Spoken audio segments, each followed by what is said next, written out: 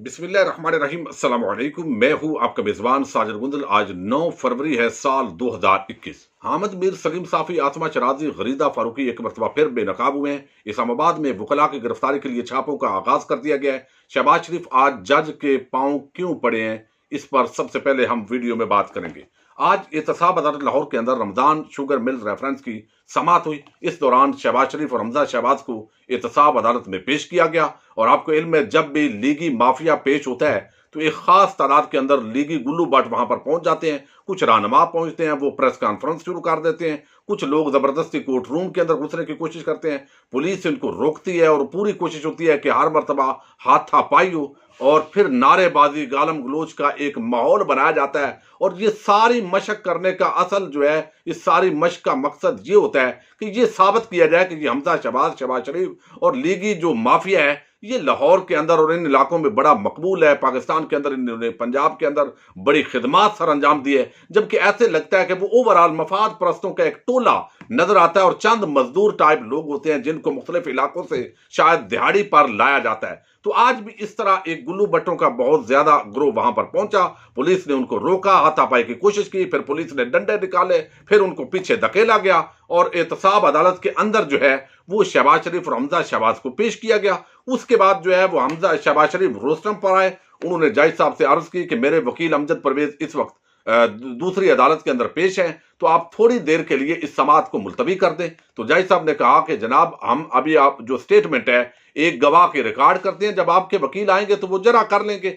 और शहबाज शरीफ ने कहा जी ये मेरा राइट है, मेरा वकील जब मौजूद होगा तो उस वक्त ये स्टेटमेंट रिकॉर्ड होनी चाहिए। इसके बाद एक और वकील शहबाज शरीफ के वो वहां पर पेश हो गए और उन्होंने बातें करना शुरू कर दी। उस पर जज जो है मुअज़्ज़ज़, उनके साथ तलखलामी होगी और उस पर जो है वो उन्होंने कहा कि शहबाज शरीफ आप खुद, आपका वकील अमजद परवेज है या ये आपको प्रेजेंट करेंगे और बगैर इजाजत ये पूरा तमाशा आप कचहरी के अंदर क्यों लगाते हैं। इस पर जो जज जो शहबाज शरीफ हैं वो जज साहब से माफी के तलबगार हुए। उन्होंने कहा जी मैं मादरत चाहता हूं, ये जो तलखलामी हुई है ये नहीं होनी चाहिए, ये भी मेरे वकील हैं, लेकिन इस तरह जो बातचीत हुई है ये मैं समझता हूं मुनासिब नहीं है, तो मैं तो आपसे इंसाफ की लेने के लिए आया हूं। तो जज साहब ने कहा आपको इंसाफ मिलेगा, लेकिन इस तरह के करतूत और प्रेशराइज करके अदालत को आपको इंसाफ नहीं मिलेगा। तो इस पर बात के अंदर जो है वो आए अमजद परवेज एडवोकेट, उन्होंने उस गवाह पर जरा की और गवाह का नाम गुलाम मुस्तफ़ा है। उन पर जब जरा की गई तो उन्होंने कहा जी कभी किसी अथॉरिटी ने पैसे निकलवाने के लिए आपको रिकॉर्ड के मुताबिक तो किसी ने आपको नहीं कहा, तो ये चूंकि मामला है उस नाले का, आपको इल्म है, जो चनियोट के अंदर बनाया गया। गवाह ने कहा जी हाँ ये दुरुस्त है। इसी तरह दस्तावेजात पर आपने तारीख नहीं लिखी, उन्होंने कहा ये भी बात सही है। आप कब से सरकारी मुलाजिम है, उन्होंने कहा 1957 से। तो ये इस तरह के जरा के अंदर सवालात किए गए और वो गवाह आपने जो उसने गवाही रिकॉर्ड करवानी थी वो रिकॉर्ड करवा चुके हैं और अब जरा के अंदर भी उन्होंने इस तरह के जवाब दिए। अब मैं आपको बताता हूं कि इस्लामाबाद के अंदर गुज़श्ता रोज़ आपको इल्म है कि एक वाकया, नाखुशगवार वाकया रूनमा हुआ और ये वकला गर्दी का एक हमेशा की तरह एक बड़ा भयानक किस्म का वाकया है। और खास तौर पर उस chief justice Islamabad high court को टारगेट किया गया जो वकला तहरीक के अंदर उस वक्त इफ्तिखार मोहम्मद चौधरी का तर्जमान था और बहुत ज्यादा आम एक्टिव रोल था उनका, लेकिन उनको भी नहीं छोड़ा गया। उनकी टाई तक पकड़ने की कोशिश की गई। मीडिया रिपोर्ट्स के मुताबिक जो दोस्त वहां पर मौजूद थे उन्होंने बताया कि किस तरह पूरा एक जो है धावा बोला गया और ये नाखुशगवार वाकया था। ज़ाहिर chief justice Islamabad high court को चीफ जस्टिस ऑफ पाकिस्तान ने गुज़श्ता रात बुलाया, तो अब ये तय पाया है कि वकला को बिल्कुल इसी तरह नहीं छोड़ना जिस तरह बाकायदा एक दहशत गर्दी की गई है। अगर वकला को पहले की तरह छोड़ दिया जाए, जैसे अब भी ये डिमांड की जा रही है कि अगर 1997 के अंदर सुप्रीम कोर्ट ऑफ पाकिस्तान पर जो हमला हुआ था उसके मुल्जमान नवाज शरीफ वगैरह को सजा हो जाती और जो कारिंदे वहां पर उनके हुक्म पर पहुंचे थे तो शायद इस तरह का वाकया रूनुमा ना होता। बहरहाल चूंकि इस तरह के जैसे PIC का वाकया हुआ, सजाएं नहीं हुई, लोगों को नहीं पकड़ा गया, फिर वकला तंजीमें, वो supreme court bar association, Pakistan bar council और इसके साथ ही जो हाई कोर्ट्स बार एसोसिएशन हैं और पूरे मुल्क की चूंकि हर तहसील सतह पर वकला का एक नेटवर्क है और वकला ऑर्गेनाइजेशन है, अदालतें मौजूद हैं, तो एक ऐसा बड़ा नेटवर्क है कि जो पूरी जो हुकूमतें होती है और इदारे होते हैं उनको घुटने टेकने पर मजबूर कर देता है। अब यहां पर यह फैसला किया गया है कि ऐसे नहीं छोड़ना। 2 FIR दर्ज करवाई गई हैं, एक इस्लामाबाद हाई कोर्ट के सिक्योरिटी इंचार्ज उनकी तरफ से जो है वो मोहम्मद हयात की तरफ से दर्ज करवाई गई है। आपको इल्म है, आप बहुत सारा चैनल पर ये सुन चुके हैं। दहशतगर्दी की उसके अंदर दफात शामिल की गई है और एक और FIR लॉन्च की गई है और वो अलहदा है। और उसके अंदर जो है वो थाना मारगला के अंदर F8 कचहरी के जो इंचार्ज हैं उनकी मुद्दत के अंदर वो दर्ज की गई है। बताया कि किस तरह धावा बोला गया। अब मामला ये है कि ये वाकया तो रूनमा हो गया यकीनन, लेकिन इस पर जो मुनाफिकत खुलकर सामने आई है वो सब कुछ आश्कार कर रही है कि किस तरह ये लोग, इनको मुल्क से गरज नहीं, ये बिल्कुल सच्चाई के साथ नहीं होते, ये इंतहाई मुनाफिकत से भरे हुए लोग हैं। तो अब जो नामजद लोग हुए और नामालूम लोगों के खिलाफ CCTV फुटेज के जरिए 19 लोग जो इस्लामाबाद हाई कोर्ट के अंदर हमला आवर थे वो आइडेंटिफाई हुए और कुछ नामालूम अफराद के खिलाफ मुकदमात हुए। पुलिस जो है वो उन पर छापे मार रही है इतलात के मुताबिक। अब कितने लोग गिरफ्तार हुए अभी एग्जैक्ट इसकी इंफॉर्मेशन तो नहीं आई, लेकिन ये है कि छापों का आगाज कर दिया गया। दूसरी तरफ जो वकला हैं उनकी हमायत के लिए सुप्रीम कोर्ट बार एसोसिएशन मैदान में आ गई है। तो अब एक बड़ा इम्तिहान है उस खूनी लिबरल टोले का जो कोशिश कर रहे थे कि अदलिया और ये जो हुकूमत है ये आपस में लड़े और तमाम जो वकला हैं वो खड़े हैं हुकूमत के खिलाफ। तो ये एक माहौल बनाने की कोशिश कर रहे थे। मामला कुदरती एक उल्ट हो गया और इस वजह से जो पूरा वजीफा खोरों की एक चाल थी वो नाकाम हो गई और अब वो हक्के बक्के हैं और खामोश है इस इशू पर। रात को जितने टाक शो हुए मुजीबुर रहमान शामी और चंद लोगों को छोड़कर मोस्टली लोगों ने सदारती रेफरेंस को, सदारती ऑर्डिनेंस को डिस्कस किया है। इस वकला गर्दी के वाक़े को डिस्कस नहीं किया। उसकी वजह यह है कि ये लोग, इनके जो ख्वाब थे उनकी तकमील के लिए supreme court bar association, Pakistan bar council, इसी तरह जो हाई कोर्ट बार एसोसिएशन है वो इनके चूंकि जो इन्होंने रंग भरा हुआ है अपनी एक ख्वाबों की दुनिया का, उसके अंदर उनका आम रोल है हुकूमत को गिराने के लिए। तो अब उनके खिलाफ तो हैं ये गूंगे बहरे, वो एक मामला उल्ट हो गया। तो अब इसलिए सब वजीफा खोर सहाफी और नाम नियाद जो सियासी शराफिया है PDM की वो बिल्कुल जो है वो खामोश हो गई है। अब ये मामला जो है बड़ा खुला है। अब मैं आपके सामने रखता हूं शहद खाकान अब्बासी। अब ये शख्स को देखें, ये आज एहतसाब अदालत के अंदर पेश हुआ और LNG का मामला था, आपको इल्म है, लेकिन इस्लामाबाद में हड़ताल है इसलिए बगैर समात के यानी बगैर कार्रवाई के समात मुलतवी हो गई है। और इस समात के मुलतवी होने पर 17 फरवरी तक यह समात मुलतवी हुई है। अब सहाफियों ने इससे सवाल किया कि वकला की इश्तियाल अंगेजी पर आप क्या कहेंगे। उसने कहा देखो, हुकूमत वकला से इश्तियाल अंगेजी करेगी तो फिर वकला भी तो इश्तियाल अंगेजी करेंगे। जो कुछ हुआ उसकी जिम्मेदार हुकूमत है। अब इस बंदे को जरा चेक करें। साथ वो कहता है कि आज अदालतों के दरवाजे बंद हो गए, हुकूमत को आइन और कानून की कोई परवाह नहीं है। और बाकी फौज के हवाले से बात की। इसी तरह अब मैंने देखा कि मैं जरा देखूं कि वो एक खास तबका जो पाकिस्तान के अंदर कोई भी वाकया रूनमा होता है इनफरादी तौर पर तो वो टैग करता है ह्यूमन राइट्स कमीशन को, इसी तरह PFUJ, इस तरह की ऑर्गेनाइजेशन। फिर आगे तक आप जाइए, जो कल भी मैंने आपके सामने जिक्र किया था, अक़वाम मुत्तहिदा का जो ह्यूमन राइट्स सेल है उसको भी टैग करता है हामिद मीर, सलीम साफी, गरीदा फारूकी, आसमा शराती। इस तरह का तबका मलामतिया और खूनी लिबरल का जो टोला है इनके साथ मिला हुआ वो भी।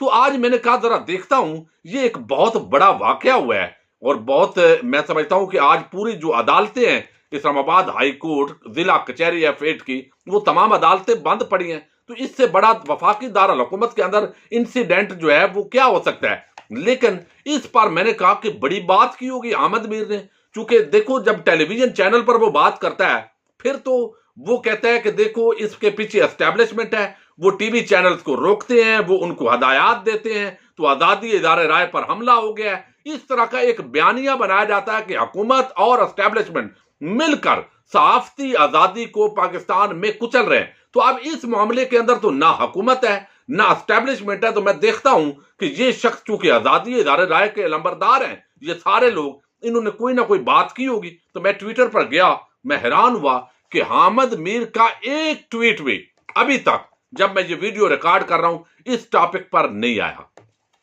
सलीम साफी को देखा, सलीम साफी ने सिर्फ इतनी एक वीडियो चली और उस पर बात कर दी कि अनारकी और किस चीज को कहते हैं, यानी वो सारा, यानी उस अमल को मुजम्मत नहीं की, इसको भी हुकूमत के खिलाफ इस्तेमाल करने की कोशिश की। फिर गरीदा फारूकी, उसने भी इस पर बिल्कुल नो रिस्पॉन्स। आसमा शरादी कोई रिस्पांस नहीं। आज एक कॉलम बीबीसी में लिखा, उसके अंदर हल्का सा जिक्र कर दिया, लेकिन वो भी उस अमल की जो वकला गर्दी है उसकी मजम्मत नहीं की। इसी तरह पूरा एक तबका है। अब आज इस्लामाबाद हाई कोर्ट से कुछ वकला ने आज एक जो है वो दस्तखती मुहिम की है, जिसके अंदर उन्होंने कहा कि ये अमल अच्छा नहीं हुआ। बहुत सारे आम तबकात तो कह रहे हैं। अब पूरा ये मामला आप देखिए कि ये लोग हैं वो असल में मुनाफक लोग, झूठे लोग, बददियानत, इंटेलेक्चुअल करप्ट, जिनका साथ ही एहतसाब होना चाहिए। ये इतने बेशरम और बेहया लोग हैं कि लोगों से झूठ बोलते हैं, गलत बयानी करते हैं, उनको गुमराह करने की कोशिश करते हैं। अब आज मेरा सवाल है इस पूरे तबका मलामतिया से कि आपको क्या एस्टेब्लिशमेंट ने रोका है कि आप ट्विटर पर, ट्विटर तो चैनल नहीं है ना, वहां पर आप तो लिख सकते थे ना अपने हाथ से। इस वाकये की मुजम्मत आपने की, कोई इस हवाले से आपकी राय है, लेकिन वहां पर आपको किसने रोका? सलीम साफी को किसने रोका? अगर कोई ये बात होती ना इमरान खान के खिलाफ, पीटीआई के खिलाफ, तो अब तक 40 और 15 यानी 20, 30, 40 ट्वीट्स आपके आ चुके होते, आप रीट्वीट भी कर रहे होते। लेकिन इस तरह के मामलात के अंदर आप खामोश होते हैं। मलक रियाज पर कोई भी मामला हो, वहां पर लोग रुल गए, एहतजाज कर रहे हैं। लाहौर बैरिया टाउन के अंदर भी और इस्लामाबाद के अंदर भी, वहां उनको तनख्वाहें नहीं मिल रही, नौकरियों से निकाला जा रहा है। इसी तरह एक जो चैनल है मलक रियाज का, वहां से लोगों को निकाला गया, लेकिन आप लोग नहीं बोले, आप में से कोई भी नहीं बोला। और आपने अपने टीवी चैनल्स पर नहीं, चलो यूट्यूब चैनल पर बहुत बात कर लेते, या आपका जो ट्विटर अकाउंट्स है वहां पर आप बात कर लेते, लेकिन बात नहीं की। इसलिए ये खास मौके होते हैं इनकी मुनाफकत और बेईमानी को पहचानने के।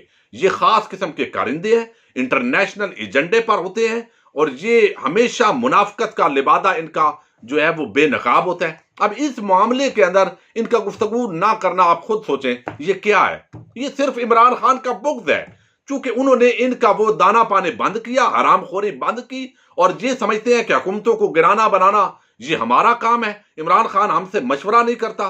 तो इसलिए ये मुखालफत के अंदर एक पूरा खूनी लिबरल का टोला, कुछ वकला तंजीमों के लोग, नून लीग पीपल्स पार्टी और दीगर जमातों के सियासी कारिंदे, वो हमायत याफ्ता लोग इनके साथ हैं। तो अब वकला जो है उन्होंने तो हुकूमत गिराने के अंदर इनका साथ देना है, तो इसलिए उनके खिलाफ ये बात नहीं कर सकते। ये इसलिए मैं कहता हूं कि आज ये रंगे हाथों एक मर्तबा फिर बेनकाब हुए, पकड़े गए, और इनके चेहरों को आप पहचानिए। क्या इनका कोई आजादी इदारे राय से ताल्लुक है?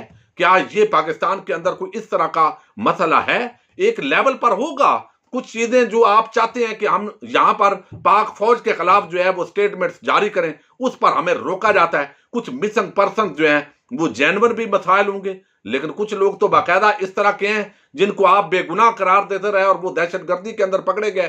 पीटीएम जैसी जमातें जो बाकायदा तौर पर जो है वो कल भी अफगानिस्तान के हवाले से बातें कर रहे हैं, और आज अफगानिस्तान के लोग बाकायदा दहशतगर्दी करते हुए यहां कराची से पकड़े गए।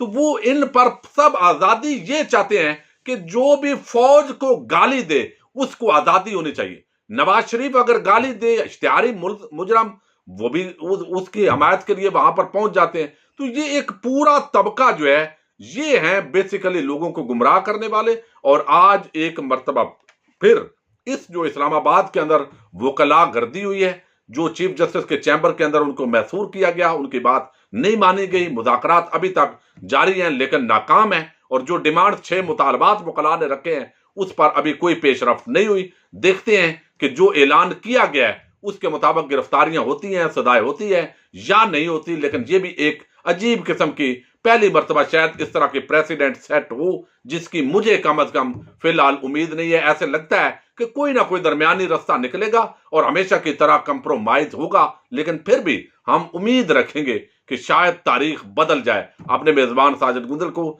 नेक्स्ट वीडियो तक के लिए इजाजत दीजिए। अल्लाह हाफिज।